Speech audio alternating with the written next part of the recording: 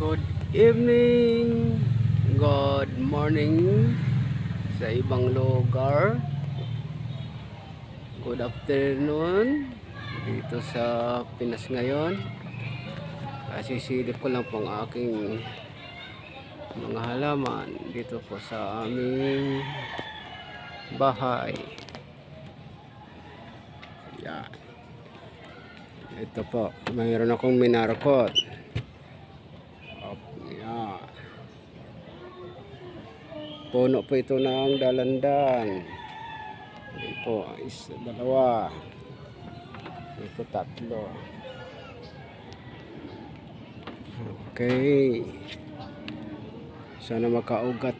2 months yata, 3 months. Makakaroon po ng ugat yan. And then ito po. Yan. Marami po yan. Maraming mga tanim. Mga sibuyas. Yun, bagong tanim ko po yan. Mga sibuyas. Yun, may kasamang dragon fruit. Maliit pa lang. Ito po yung aking markot na kalamansi. Doon sa unahan, may tanglad. Ang tanglad, yan. Mga tanglad. Sibuyas. Yung mga tataas na puno, ano po yan? Kalamansi at saka dalandan din. Yun. May masambong. Okay. Wow. Ang ganda ng panahon, maliwalas. Lumilipad yung mga ibon.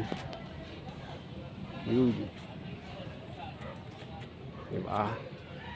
Up, yeah. Okay, ito pa. Yun. May pandan. Yun.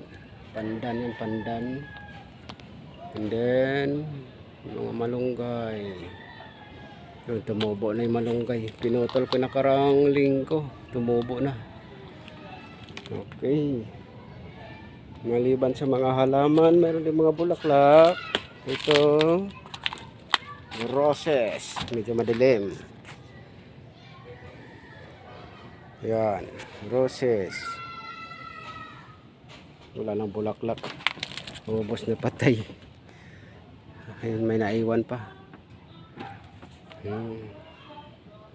Okay. Halamang gamot. Sartintina.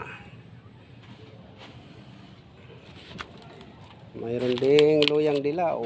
Ayun. Okay. May oregano. Wow.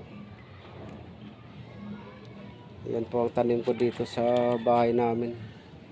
Sa may bubunga namin. Okay.